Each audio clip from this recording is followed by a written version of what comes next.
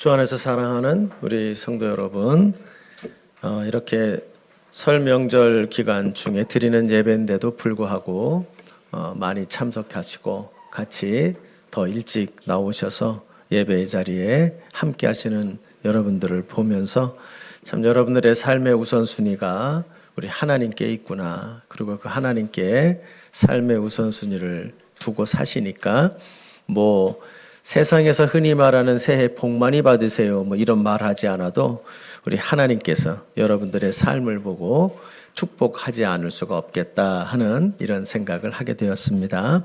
아까 우리 베드로 집사님 은혜롭게 찬송 인도하시면서 우리 같이 한 번 더 덕담을 하자 그랬는데 같이 한 번 더 하시죠. 우리 새해에 하나님이 주시는 많은 복을 받아 누리시기를 바랍니다. 우리 같이 한 번 더 인사합시다.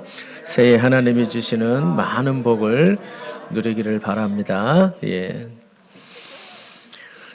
우리 하나님의 백성들의 이 세상을 살아가는 복된 모습이 어떤 모습이 있을까요? 세상에 여러 가지 많은 그 복된 모습을 보여주는 이야기들이 많지만 아마 세상적으로 보면 소원성취하고 사는 게 그게 복된 모습이다 이렇게 많이 생각을 할 것 같습니다. 그런데 제가 보기에는 우리 성도들이 이 땅을 살아가면서 가장 복된 모습이 있다면 그것은 바로 영적 전쟁에서 승리하며 사는 것입니다. 승리하는 삶. 여러분, 이것이 여러분들의 올 한 해 아니 일평생 계속되는 은혜가 있기를 소원합니다. 여러분, 그렇다면 영적 전쟁이 뭐냐? 이게 중요하겠죠. 오늘 본문의 제목은 제가 여리고성을 무너뜨리기 전에 그랬습니다. 그래서 여러분 어떠세요? 여러분의 삶에 여리고가 몇 개쯤 계세요? 무슨 말인지 모르겠어요. 야, 저거 무너뜨렸으면 좋겠다. 야, 저거 정복했으면 좋겠다. 싶은 그 대상이 있지 않으세요? 어떤 경우 보면 저 많은 이런 얘기를 하면 많은 분들이 우리 남편을 내 삶의 여리고라고, 우리 아내를 내 삶의 여리고라고, 무너지지 않는 인간들이 있어요. 내 앞에서 나를 괴롭히는데 저것만 무너뜨리면 내가 인생이 풀릴 것 같단 말이에요.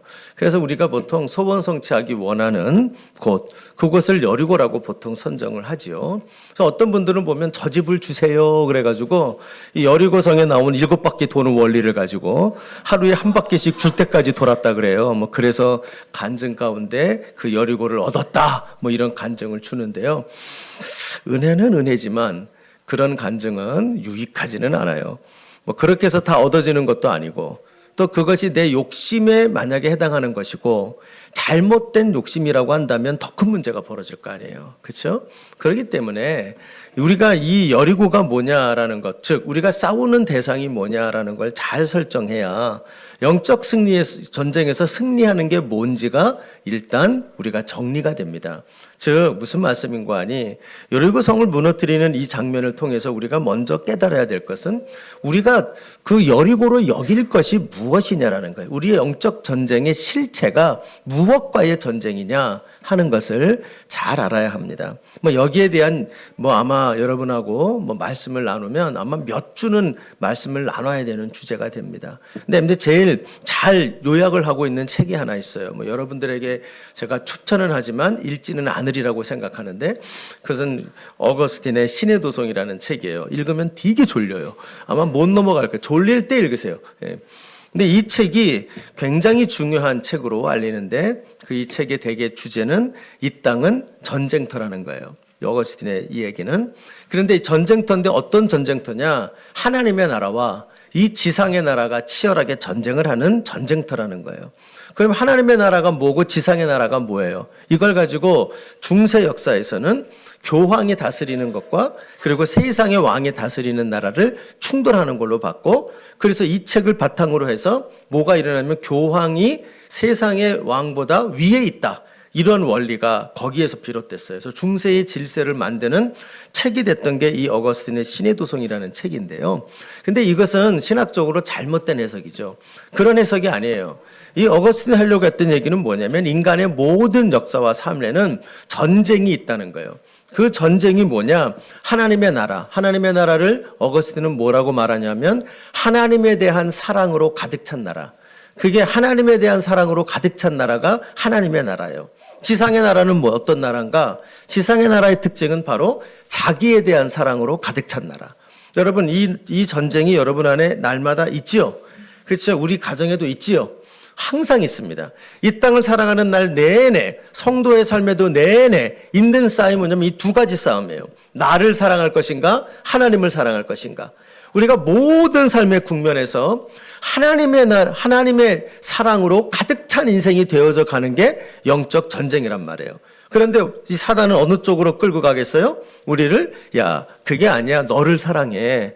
너를 먼저 생각해. 너가 가지고 싶은 것을 가져야지. 하나님의 뜻? 그건 다음이야. 이런 식으로 우리의 삶을 자기에 대한 사랑으로 가득 찬 나라로 만들어 간다는 거예요. 여기서 하나님의 나라가 이제 우리에 등장하고 우리가 삶의 국면에서 전쟁에서 진짜 싸워야 되는 여리고가 실체가 무엇이냐 하는 것을 알게 합니다. 하나님을 사랑하는데 방해하게 하는 것들, 하나님을 보다도 사랑하고 이웃을 보다도 사랑하고, 즉 사랑의 삶을 살아가는 데에 방해하는 모든 것들이 우리의 여리고다. 이렇게 우리는 생각할 수가 있게 되는 겁니다. 그래서 여러분 혹시 오늘 말씀을 들으면서 오늘 말씀은 사실은요, 거기 보면 영적 전태의 전쟁의 원리라고 제가 썼거든요. 밑에 부제로. 그래서 이걸 보면서 어떤 분들은 내 인생에 드디어 여리고를 무너뜨릴 수 있는 소원 성취를 할 수 있는 비결을 얻을 수가 있겠구나, 뭐 이렇게 기대하고 말씀을 들으면 매우 실망할 것입니다. 그런 것은 기대하지 마세요. 그러나 단지 우리는 이 영적 전쟁의 국면을 우리에게 잘 가르쳐주고 있는 또 하나의 주제라고 말할 수 있는 여호수아서의 내용을 통하여 그중에서 직접적으로 여리고성을 무너뜨리기 바로 직전에 하나님께서 그의 백성들에게 행하셨던 것, 요구하셨던 것을 통해서 우리는 뭐를 깨닫게 되냐면 영적 전쟁이 무슨 전쟁이고 그 영적 전쟁을 우리가 잘 치르기 위해서 준비해야 될 게 무엇인가 하는 것을 깨닫게 되는 거예요. 여러분, 그래서 오늘 이 5장의 말씀을 저는 참 사랑하는데요. 뭐 제가 일부러 정한 게 아니에요. 하다 보니까 이게 딱 나왔단 말이에요. 그래서 제가 지난주에 아싸 그랬어요. 속으로. 왜냐면 내가 좋아하는 말씀이 나왔거든요. 그래서 이 말씀을 보고 저는 은혜를 많이 받았어요. 왜냐하면 제가 제 인생에 잘못 생각할 때가 많았거든요. 내 인생에 소원 성취하는 방법이 뭘까? 이런 생각을 가지고 신앙생활을 했는데 그게 아니고 이 인생의 여리고성을 무너뜨린다. 하나님의 나라를 위하여 내 인생이 쓰임받는다. 주의 나라를 건설하며 승리의 삶을 날마다 살아가는 그 삶으로 전진하기 위해서 정말 하나님이 그의 백성들에게 준비하시는 것이 무엇이었던가? 이것을 이 5장의 말씀을 통해서 깨닫게 되었기 때문이에요. 여러분, 오늘 이 말씀을 통하여 저와 여러분이 그 무엇보다도 뭐 긴 시간 말씀드리기는 어렵습니다만 이 말씀을 통해서 우리 모두가 이 정말 주님 앞에 내가 승리의 삶, 날마다 하나님을 더 사랑하는 자리로 전진해 가기 위한 이 삶을 우리가 나아가기 위해서 정말 준비하게 할 것이 무엇인지 말씀을 통하여 잘 정돈하고 우리 모두가 더욱더 승리의 삶으로 전진하는 올 한 해 그리고 우리의 삶이 되시기를 주님의 이름으로 축복합니다. 여러분, 오늘 본문을 말씀을 보면 이 여리고 이제 이 전쟁 직전에 바로 있는 곳이고 뒤에 13절에서 15절을 읽어보면 여호수아가 군대를 이끌고 드디어 이 여리고성으로 전진하고 나아가는 장면이 나오고 있어요. 그러니까 이제 이 내용이 이러한 시점에서 주어진 말씀이라는 걸 염두에 잘 두셔야 돼요. 2절을 보시면 2절 첫 번째 단어가 뭐로 나옵니까? 그때예가 나옵니다. 이 그때예를 놓고 여러분 성경을 어디로 연결하면 좋냐 하면 그 앞장의 19절을 보시면 돼요. 앞장 19절. 자, 19절 말씀 괜찮아요. 옆에 바로 있으니까 뭐 같이 읽을 수 있겠죠? 예, 같이 읽어봅시다. 시작.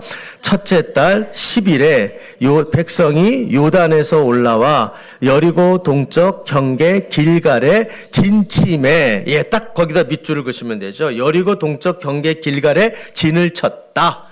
바로 그때에 하나님께서 하신 거예요. 지금 무슨 얘기냐면 전쟁을 딱 앞에 놓고 서로가 진을 치고 이제 일촉즉발이에요. 이제 딱 명령만 떨어지면 전쟁을 벌일 만한 딱 그 시점이에요.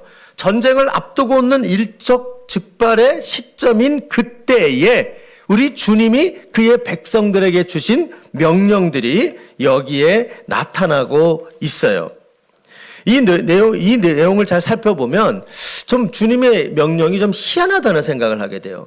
그러면서 이 명령을 통해서 우리가 깨닫게 되는 게 뭐냐면 두 가지를 알게 돼요. 지금 이스라엘 백성들이 여리고에 들어가서 전쟁하는 전쟁이 어떤 성격의 전쟁이며 그 전쟁을 위해서 무엇을 준비해야 되는 전쟁이냐 하는 것을 알게 돼요. 첫째, 이 전쟁에 대해서요. 아까 19절은 그들이 대체하고 있는 그 외적인 상황을 이야기해 준 거예요. 지금 전쟁이 벌어지기 직전이다. 이걸 표현해 준 겁니다. 그때입니다. 그런데 그때는 또 단어가 하나가 더 들어가요. 그게 뭐냐면 무슨 의미냐면 영적 환경도 제시하는 단어예요. 그때에. 그 영적 환경이 뭡니까? 5장 1절이에요. 앞절이에요. 자, 같이 읽어봅시다. 5장 1절 시작.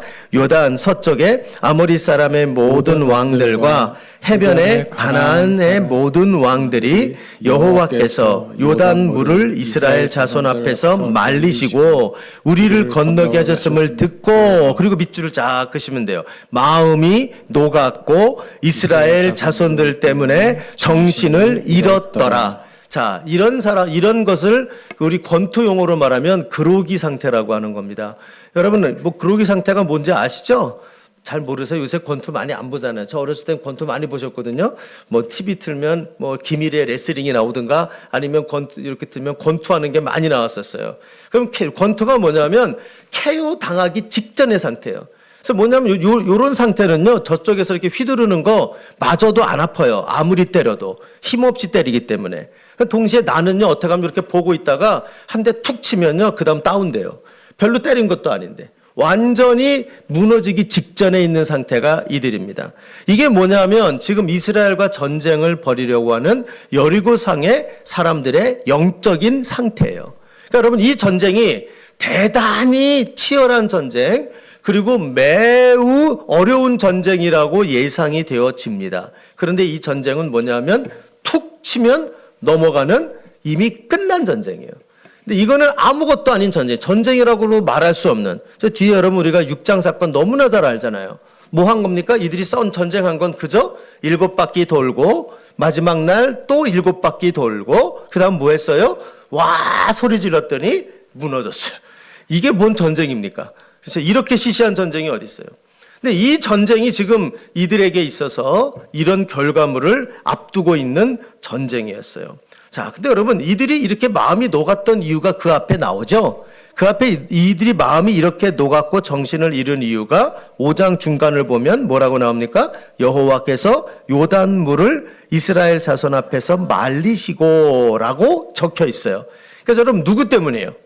여호와 때문이에요. 그렇죠? 하나님 때문이에요. 이들은 이미 하나님 때문에 이 전쟁은 끝난 전쟁이에요. 게다가 이 전쟁의 성격을 잘 알려주는 것은 오늘 이 5장 뒷부분에 나오는 13절 이후로 15절의 내용입니다. 자, 보면 이 전쟁에서 이제 나를 따르라 하고 여호수아가 앞장서서 가고 있단 말이에요. 그런데 갑자기 그 앞에 이상한 사람이 하나 나타났죠. 그러니까 경계를 딱 해서 저놈은 누구야? 그리고는 너는 우리 편이야, 적군이야, 정체를 밝혀. 그리고 이제 얘기를 했단 말이에요. 그랬더니 뭐라고 얘기해요? 야, 나는 여호와의 군대 장관, 옛날 말은 장관이라고 썼어요. 근데 여기 보니 더 잘 써놨어요. 우리 요새 성경이 대장이라고 딱 적어놨어요. 그러니까 무슨 얘기냐면 지금 대장이 누구예요? 여호수아란 말이에요. 그런데 주님 하나님께서 여호와의 군대 대장을 보냈어요. 왜 보낸 겁니까? 너는 잘렸어. 네가 대장이 아니고 대장이 바뀌었어. 그리고는 새로운 대장을 임명시킨 장면이에요. 그러니까 대장이 교체됐다고요. 진격해 가는 와중에. 여러분, 그러니까 이 군대의 대장은 누구시라? 여호와시라는 거예요. 여호와시라. 여러분, 그러므로 이거 5장 1절과 이 뒷부분의 5장 13절에서 15절을 읽어보면 이 전쟁의 성격이 뭐라고 나타날 수 있겠어요? 한마디로 말하면 이것은 사람 대 사람의 전쟁이 아니에요. 이 전쟁은 뭐냐면 바로 하나님과, 그렇죠? 이들이 싸우는 바로 하나님의 전쟁이다 하는 사실을 이 상황에서 보여주고 있는 거예요. 여러분, 우리가 이 사실을 언제나 기억을 해야 합니다. 하나님의 백성의 전쟁은 나와 세상이 싸우는 게 아니에요. 우리는 언제나 나는 우리 주님이 대장되어 싸우시는 전쟁을 하고 있기 때문에 우리의 언제나 하나님을 더 사랑하고 사랑의 삶을 위한 전쟁은 누구의 전쟁이라? 하나님의 전쟁이라. 이 정체성을 우리가 분명히 기억을 하고 있어야 돼요. 자, 더 이상한 건 두 번째 내용이에요. 오늘 여기 본문을 읽어보면 뭐가 나오냐면 하나님께서 이제 전쟁을 임박하게 할 것을 놔두시면서 그러면서 하나님이 이 전쟁은 네 전쟁 아니야. 저리 비켜. 내 전쟁이야. 그리고는 자기 전쟁을 선포하세요. 그리고 자기 백성을 끌고 가세요. 그러면서 이 백성들에게 이 일촉즉발의 상황에서 이상한 명령을 내리십니다. 자, 우리가 다시 한번 2절 가볼까요? 2절 가면 그때에 우리 하나님이 이 백성들에게 전쟁을 준비하기 위하여 마지막으로 점검하시면서 내리시는 그 명령이 뭐를 행하라고 나옵니까? 할례를 행하라. 그래서 이 할례 행하는 얘기가 2절부터 쭉 해가지고 9절까지 할례에 대한 얘기가 쭉 나옵니다. 자, 여러분 할례를 행하면 어떤 일이 벌어질까요? 우리 할례가 어떤 것인지 대부분 다 잘 아시죠? 그러니까 이 할례를 행하면요, 이 남자들이 지금 전쟁을 해야 되는데 이 남자들이 일주일 정도 아파서 힘을 못 씁니다. 그렇죠? 그래서 지금 이 전쟁을 앞두고 난 다음에 할례를 행한다? 이거는 도무지 앞뒤가 맞지 않는 명령이다 하는 사실을 우리는 깨닫게 돼요. 여러분 이게 얼마나 치명적인지, 전쟁이 있어서 얼마나 치명적인지 하는 사건이 하나 그 창세기에 등장을 하죠. 창세기에서 우리가 아는 것처럼 34장을 가보면 거기에 시므온과 레위가 있어요. 그 시므온과 레위의 여동생이 있었단 말이에요. 너무 이뻤나 봐요. 근데 이 여동생이 그 땅의 세겜이라고 하는 그 땅으로 놀러 나갔다, 마실을 나갔다가 거기서 겁탈을 당해요. 그래서 그 얘기를 듣고 나중에 이 스므온과 레위가 열을 딱 받습니다. 그래서 나중에 책임을 지겠다고 그 추장이 그 딸을 연모해서 우리가 한 족속이 되겠다고 막 이렇게 와요. 근데 이거를 위장을 해가지고요, 스므온과 레위가 뭐라냐면 우리가 한 족속 좋아, 한 형제가 되려면 니들 할례를 받아야 돼, 이렇게 조건을 제시했죠. 그때 그 할례를 받는 조건을 가지고 그들이 전부 할례를 행했어요.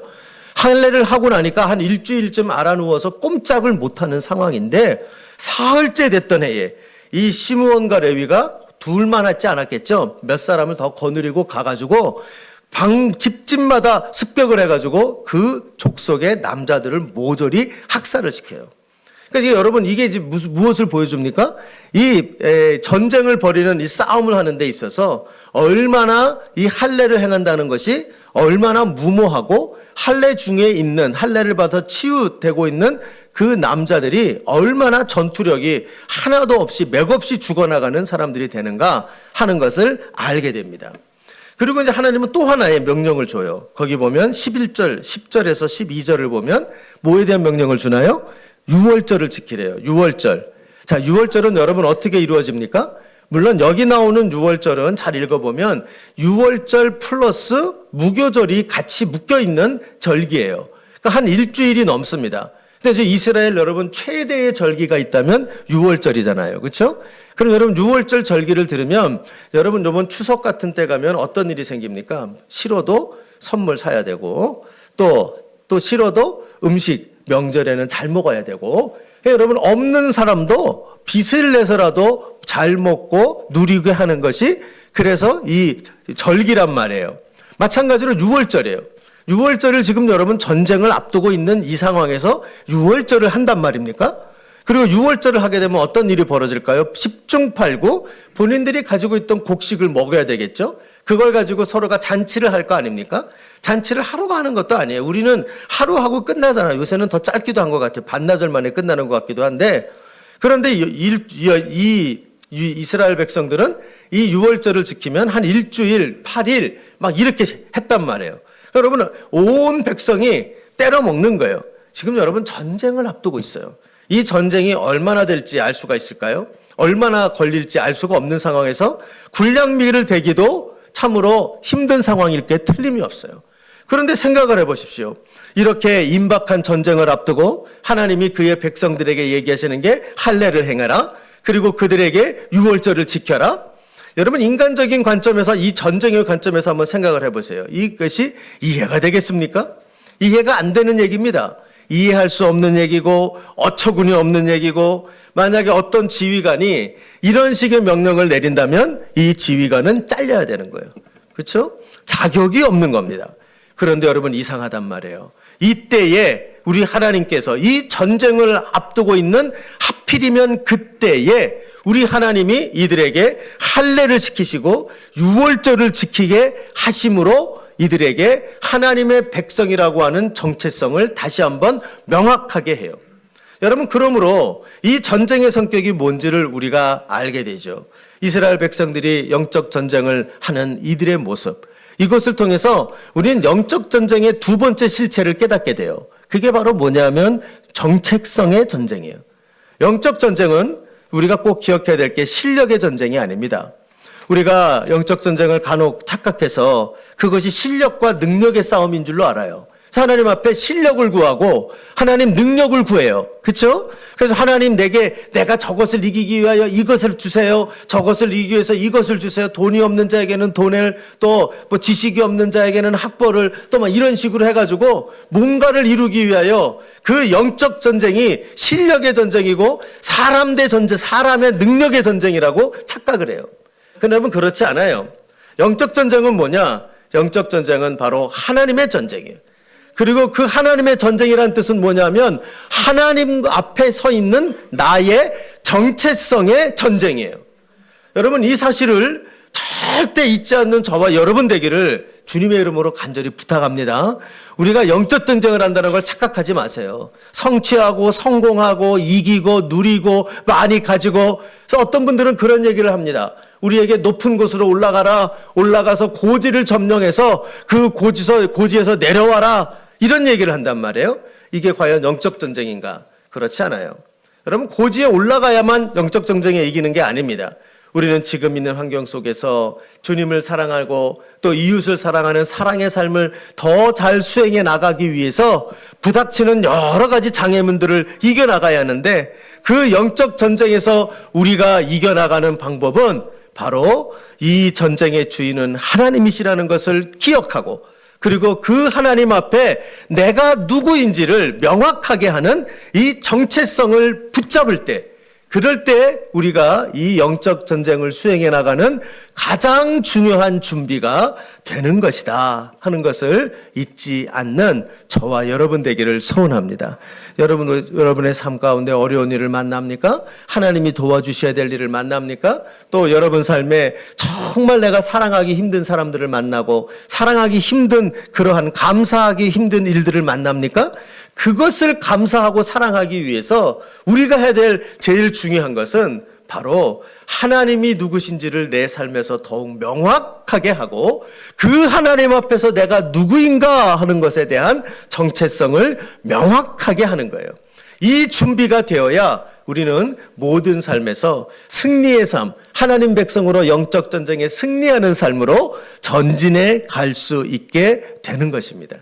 여러분, 이런 은혜를 저와 여러분이 갖고 하나님이 주신 것 잘 성취하는 자도 중요하지만, 그 모든 과정 속에서 우리의 정체성이 항상 더 견고해져서 그 정체성으로 주 앞에 주님이 주신 날들을 잘 승리의 날들로 변화시키는 은혜가 있기를 간절히 바랍니다. 그러면 여러분, 우리 이 한 가지 더 기억해야 될 건, 우리의 영적 전쟁이 정체성의 싸움이라면 뒤집어 해보세요. 사단이 우리를 공격할 때 제일 많이 공격하는 게 뭐겠어요?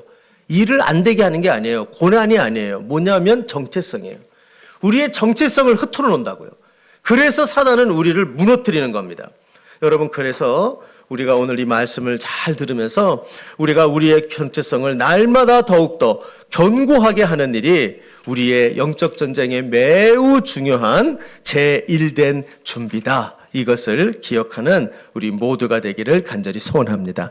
그렇다면 여러분, 오늘 본문의 우리 몇 가지 내용을 통해서 우리가 구체적으로 이 영적 전쟁에서 승리해 가기 위해서 우리가 영적 전투에 준비해야 될 구체적인 정체성이 어떤 것인가? 첫 번째는요, 할례를 시키시는 장면 속에서 우리가 깨닫게 되는 것이 바로 뭐냐면 순종의 삶이라고 하는 외적 표지가 있어야 해요. 순종의 삶이라는 외적 표지. 자, 아까 봤습니다만 이 하나님께서 중체대한 시기에 이스라엘 백성들에게 명하신 첫 번째 명령이 바로 할례를 다시 행하라 하는 명령이죠. 그 내용이 2절에서 3절에 나타납니다. 그럼 여러분 우리가 할례를 왜 행하나? 이것을 조금 이해하실 필요가 있을 거예요. 그래서 할례를 잘 설명하는 아마 그 내용은 성경에 곳곳에 나옵니다만 할례를 제일 처음 아브라함에게 명령하신 그 장면일 거라고 생각이 돼요. 창세기 17장이에요. 한번 여러분 창세기 17장 7절에서 11절 말씀을 한번 잠깐 가보실까요? 거기 가면 이 할례의 그라는 표지를 주시는 이유를 알게 되는데요. 자, 창세기 17장 7절에서 11절 말씀 괜찮으시면 한번 같이 한번 읽어봅시다. 시작. 내가 내 언약을 너와 너 및 너의 대대 후손 사이에 세워서 영원한 언약을 삼고 너와 내 후손의 하나님이 되리라. 자, 7절 중요한 게 뭐냐면 여기 너와 내 후손의 하나님이 되리라. 자, 할례가 주는 제1된 표지가 뭐냐면 하나님 편에서 그 할례 표지를 주는 이유가 있어요. 그게 뭐냐면 내가 영원토록 너의 하나님이 될 거야. 그러니까 쉽게 말하면 너는 누구 거라? 내 거야. 자, 그럼 여러분 할례라는 표지는 누가 보기 위한 표지일까요? 자기가 볼까요? 이건 자기가 보는 게 아니죠. 이것은 하나님이 주인이 자기 백성에게 남기시는 표지예요. 그러니까 하나님이 보시는 표지라고요. 이게 이제 뭐냐 하면 쉽게 말하면 여러분 옛날 서부 영화 보면 카우보이들 막 소떼 가는데 소 뒤에 보면 이렇게 문양이 꽝 찍잖아요. 엉덩이 같은데. 그럼 여러분 소가 가다가 놀다 보니까 나 누구 우리 주인이 누구지? 내 집이 어디지? 자기 엉덩이를 이렇게 쳐다보면서 여기 찍혔으니까 우리 집이 저 주인 집이겠구나. 그 집을 찾아가려고 그릇하라고 찍어놨겠습니까? 아니에요. 그렇죠? 소가 보라고 찍어놓은 게 아니에요. 소가 보라고 찍어놓은 게 아니라 누가 보는 거예요? 주인이 보는 거예요. 주인이 딱 보고 야, 저놈 데려와. 저거 우리 거. 저기 가서 막 섞여 있어도 야, 저기 다 섞였는데 저거 한 마리 우리 거. 데리고 와. 그래서 주인이 보려고 찍어놨다고요. 이 할례가 주는 제1된 표지가 바로 그거예요. 주인이 보는 표지라고요.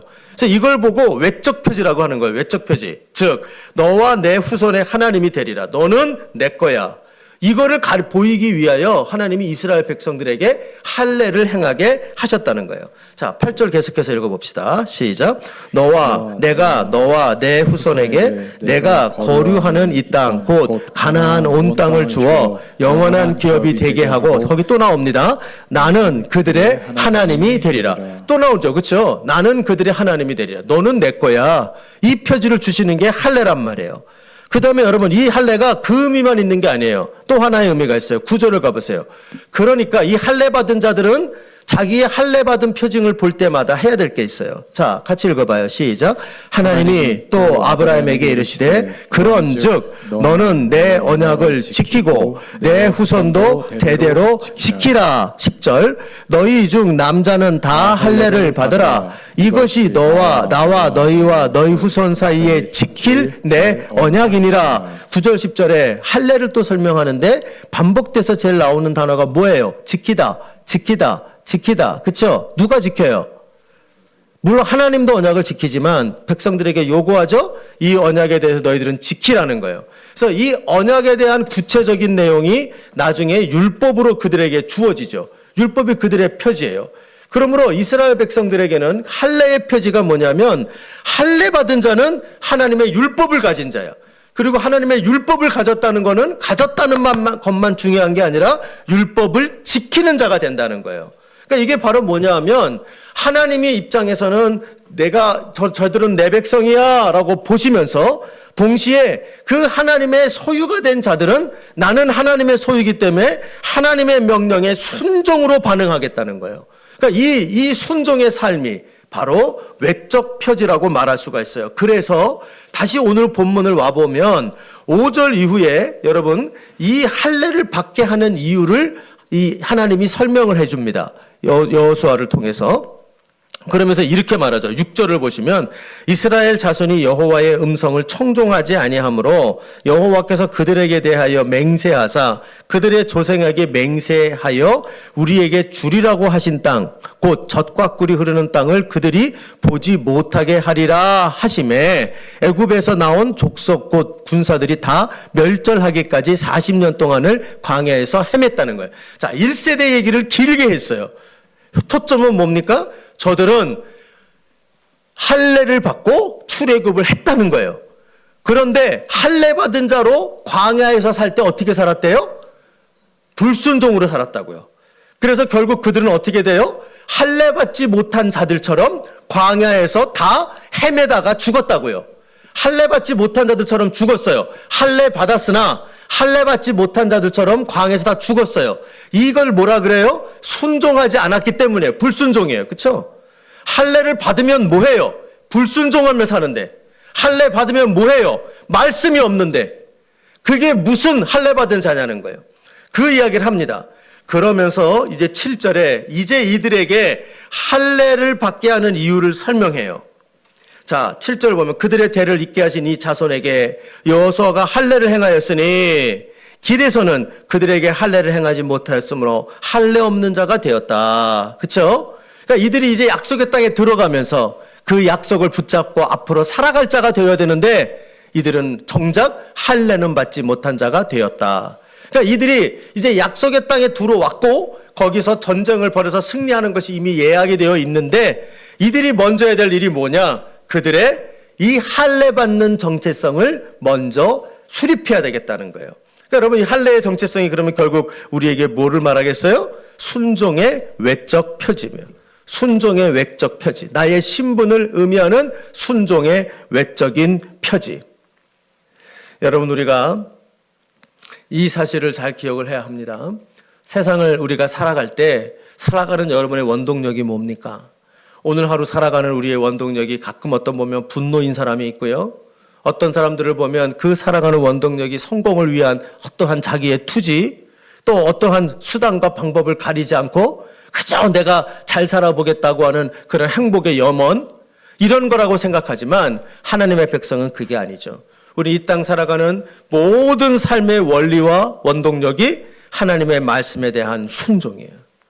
여러분 이것이 우리의 삶의 원동력이 되는 은혜가 있기를 바랍니다. 우리가 이 땅에 전쟁 같은 삶을 살아간다. 이 소리 잘 쓰는데 그 전쟁의 이유가 뭐냔 말이에요. 그 전쟁의 이유가 뭐냐고요. 자아성취입니까? 그것은 세상 사람들이에요. 세상적인 거예요. 그게 아니고 우리의 전쟁의 원동력은 바로 주의 말씀에 대한 순종이라고요. 여러분 이것을 우리 자신들이 우리의 삶의 표지로 삼아야 하고 내가 하나님의 백성이 되었다. 예수 안에서 내가 예수 믿고 예수께서 나를 구원하여 오늘도 너를 나의 내 것이라고 부르고 계시다. 여러분 이것을 믿으십니까? 우리가 그 음성을 믿고 있을진데 우리에게는 무엇이 나타나야 되느냐? 우리는 바로 그 하나님을 향하여 이 순종의 외적 표지, 이것이 잘 내 삶에 뿌리 내리고 있는지 우리 자신들을 살피는 그런 우리가 되어지기를 바랍니다. 두 번째로 우리에게 필요한 정체성을 말합니다. 그것은 10절에서부터 12절을 보면 뭐가 나옵니까? 유월절을 지키라 그래요. 유월절. 유월절을 지키다라고 하는 것은 이렇게 정리해 볼 수 있을 것 같아요. 이것은 믿음의 내적 표지예요. 믿음의 내적 표지. 뭐 쉽게 말하면 구원의 확신이겠죠. 또 그 구원의 확신이 우리에게 주는 구원의 기쁨이겠죠. 그 구원의 기쁨만이 아니라 내게 그 구원의 기쁨과 확신이 가져다주는 구원의 장차일을 소망이겠죠. 그것을 우리가 내적으로 확실하게 가지고 있는 거예요. 오늘 본문을 보면 이 유월절을 지키게 하시는 의미를 우리 하나님께서 그 이스라엘 백성들이 잘 알아듣도록 설명을 하십니다. 이렇게 설명하죠. 10절부터 보면 또 이스라엘 자손들이 길갈에 진쳤고 그달 14일 저녁에는 여리고 평지에서 유월절을 지켰으며 유월절 이튿날에 그 땅의 소산물을 먹되 그날에 무교본과 볶음 곡식을 먹었더라. 자, 여기 좀 세 가지 장면. 그리고 12절까지 가보죠. 또 그 땅의 소산물을 먹은 다음에 그날에 만나가 그쳤으니 이스라엘 자손들이 다시는 만나를 얻지 못하였고 그 해에 가나안 땅의 소출을 먹었더라. 자, 여기서 유월절을 지키는데 이 유월절이 뭔가 좀 특이한 국면이 나와요. 자, 먼저 첫째는 유월절을 지킬 때 유월절을 지키면서 이튿날 이제 무교절로 더 접어든 겁니다. 그러면서 그 땅의 소산물을 먹었답니다. 그렇죠? 원래 그 땅의 소산물을 먹으면 안 돼요. 그렇죠? 그 땅의 소산을 먹는 게 아니라 무교병을 먹어야 된단 말이에요. 무교병을. 근데 그 땅의 소산물을 먼저 먹어요. 그렇죠? 자, 두 번째가 뭐가 나와요? 무교병과 볶음국식을 먹었다. 이거는 전통적으로 해오던 대로 유월절을 지켰다는 것을 의미하죠. 자, 그 다음에 12절에 들어가 보니 무슨 일이 하나 더 벌어져요? 그 땅의 소산물을 먹은 다음 날에 그 다음에 뭐가 됐대요? 만나가 그쳤다는 거예요. 이 세 사건이 이 유월절의 특징을 이루고 있어요. 이 세 사건은 각각의 의미가 뚜렷하게 있어요. 첫 번째로는 여기 보면 무교병과 볶음국식을 먹었다. 무교병을 먹었다라고 하는 이 장면은 뭐를 보여주겠어요? 과거에 내가 출애굽하면서 우리 조상들 시대에 우리에게 베푸신 구원의 은혜를 말해요. 과거에 나를 구원하신 그 구원의 은혜, 그것을 상징하는 것이 무교병을 먹는 장면이죠. 자, 그런데 여기에서 또 하나가 나오죠. 그 땅의 소산물을 먹는 장면이 나와요. 근데 그 땅의 소산물 먹기 전날까지, 그 전날은 무교절 들어가기 전날 6월절이에요. 6월절 그날까지 만나가 왔어요, 안 왔어요? 왔었지, 그렇죠? 만나를 그때까지 먹었단 말이에요. 6월절 날까지는 먹었단 말이에요, 그렇죠? 만나를. 그리고는 그 다음 날에 무교절 들어간 날 첫날에 그 땅의 소산물을 먹었고요, 그렇죠? 그 무교병을 먹고 난 다음 날부터 만나가 끝났다고요. 그러니까 여러분 여기서 이들이 먹은 만나는 뭐를 상징합니까? 지금까지 받은 은혜예요. 그렇죠? 구원의 은혜가 과거의 은혜로 끝나지 않았어요. 그렇잖아요. 그러나 그 과거의 은혜만이 아니라 오늘까지 그 은혜가 임했단 말이에요. 그런데 이 은혜가 이제 그러면 끝났습니까? 만나가 끝났습니까? 아니요. 만나는 끝났으나 뭐가 시작됐어요? 그 땅의 소산물이 시작됐어요. 여러분, 우리가 이 사실이 이스라엘 백성들에게 굉장히 감격적으로 고백이 됐을 거라 생각해요. 우리가 이 땅에 살아갈 때 살아가는 것은 모든 게 은혜입니다. 맞죠? 모든 게 은혜입니다. 그런데 그 얘기에는 뭐가 속해 있습니까? 과거에 하나님이 내게 주셨던 은혜, 그 추억이 있죠. 그러나 뿐만 아니라 오늘까지 나를 먹이시고 입히신 은혜, 그것이 또 있어요. 그러나 그것으로 끝나는 게 아니죠. 또 뭐가 있어요? 앞으로도 먹이실 은혜, 이제 이 땅에서 앞으로도 먹이실 그 은혜가 계속될 거예요. 여러분 명심하십시오. 은혜의 형태는 바뀌어요. 그러나 하나님의 은혜는 여전해요. 여러분 이 사실을 꼭 믿으시는 우리 모두가 되기를 바랍니다. 그래서 여러분 이 확신을 갖는 거예요. 이 믿음으로 이 확신을 가지고 소망을 잃지 않으며 살아가는 이 내적인 믿음의 표징, 이것이 우리 하나님의 백성들이 영적 전쟁을 수행할 때마다 가져야 되는 중요한 표징이 되어야 한다는 거예요. 우리는 여러분 간혹가다 어제까지 주신 은혜에 감사하는데 오늘은 은혜가 없는 것 같아요. 오늘까지 먹이셨는데 내일은 먹을 게 없는 것 같아요. 그럼 불안해지고 또 다시 흔들려요. 그러나 여러분 그렇지 않다는 거예요. 이스라엘 백성들 명심해야 돼요. 우리는 이 영적 전쟁에서 승리합니다. 왜요? 이 전쟁은 주님의 전쟁이고 뿐만 아니라 우리 주님이 우리에게 끊임없는 은혜를, 비록 형태는 바뀔지 몰라도 그것이 무교병으로 혹은 그것이 만나로 혹은 그것이 이 땅의 소산물로 바뀌어 나가는 형태는 바뀔지 몰라도 주의 은혜는 계속된다는 거예요. 여러분 이 분명한 확신을 가지고 믿음으로 소망의 이 내적인 표징을 소유하시는 귀한 주의 백성들 되시기를 주의 이름으로 간절히 부탁을 드립니다. 마지막으로 이스라엘 백성들이 갖춰야 되는 정체성이 있어요. 그게 뭐냐면 바로 주권 이양의 정체성이에요. 주권 이양의 정체성. 이거 물어보시는 거예요. 야, 누가 주인이니? 자, 누가 여기서 대장이니? 너는 뭐니? 너는 종이 맞니? 네가 종이니? 물어보시는 거예요. 여러분 이게 참 어렵죠, 그렇죠? 저도 일평생 살면서 제일 어려운 일이 이 정체성을 유지해가는 게 참 어려워요. 조금 가다 보면 내가 앞서 있잖아요. 그래서 조금 가다 보면 주님 보고 손가락 까딱하면 따라오세요 이러잖아요. 그렇죠? 조금 가다 보면 또 어떤 경우는 주님 보고 날 좀 도와주세요. 그래서 막 이런 식으로 여기죠. 내가 주인의 자리에 딱 서 있을 때가 수도 없이 많아요. 근데 오늘 여기 본문에도 여호수아가 그랬던 것 같아요. 여호수아가 여리고에 가까이 이제 이르렀을 때 13절부터 얘기합니다. 여호수아가 여리고에 가까이 이르렀을 때에 거기에 올 때까지 아마 여호수아는 얼마나 긴장하고 얼마나 이 각오를 다지며 두려움을 가지고 막 이러고 첫 전투잖아요. 이제 나갈까 막 이러고 있는데 거기에 그때에 우리 주님이 딱 나오시는 거예요. 그 주님이 오셔서 뭐라면 야 비켜 내가 대장이야. 너 뒤로 가.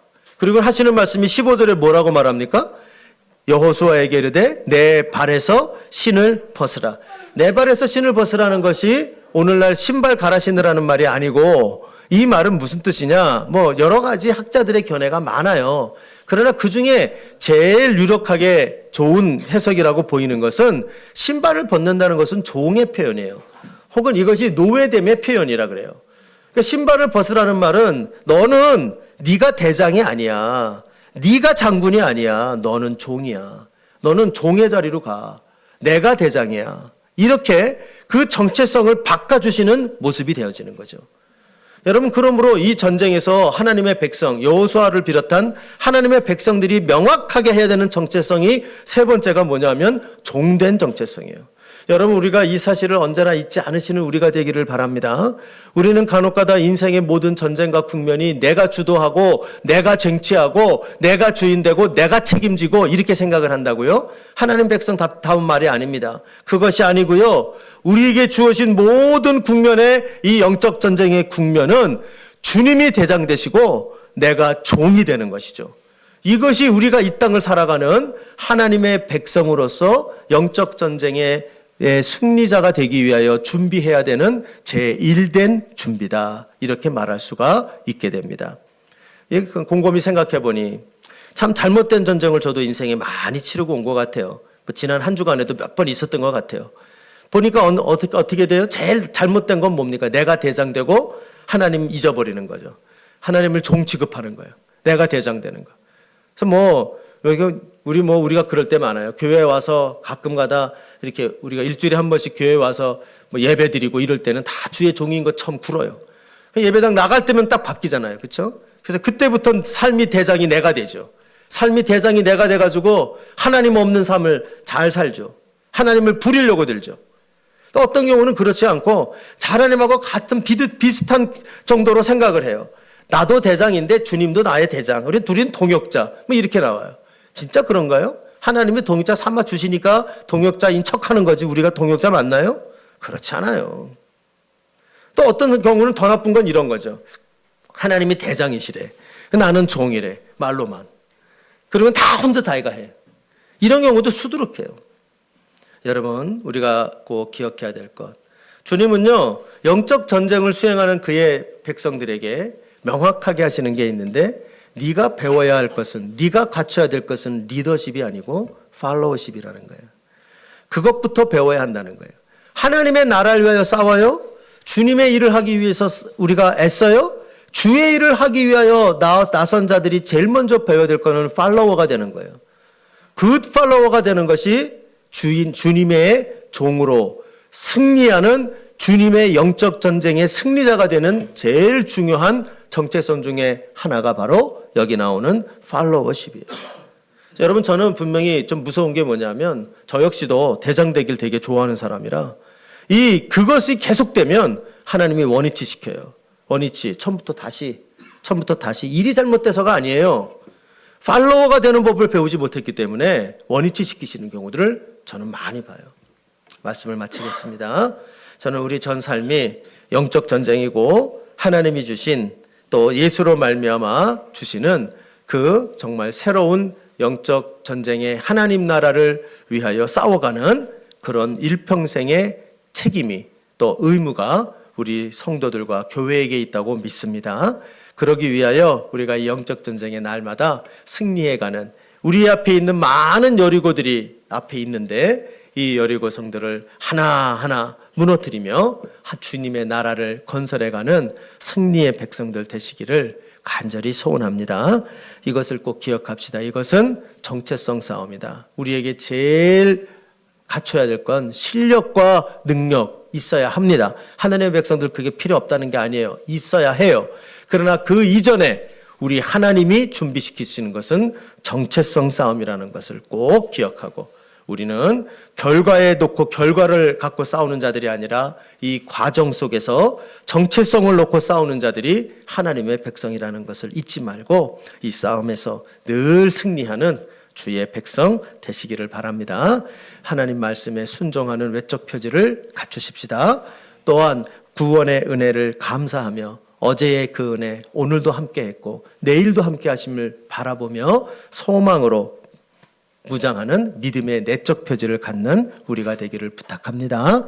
마지막으로 주권을 날마다 이양하며 하나님이 주인이시고 나는 그분의 종이라는 사실, 이 사실을 언제나 잊지 말고 그것으로 말미암아 우리가 영적 전쟁의 승리의 자리로 전진해 가는 그 축복이 우리 모두에게 있어지기를 주님의 이름으로 부탁드립니다. 우리 찬송 하나 부르고 같이 이러한 정체성을 주님 회복하고 우리 안에 정말 주님 기뻐하는 영적 전쟁의 승리가 나타나기를 소원하면서 같이 한번 기도했으면 좋겠습니다.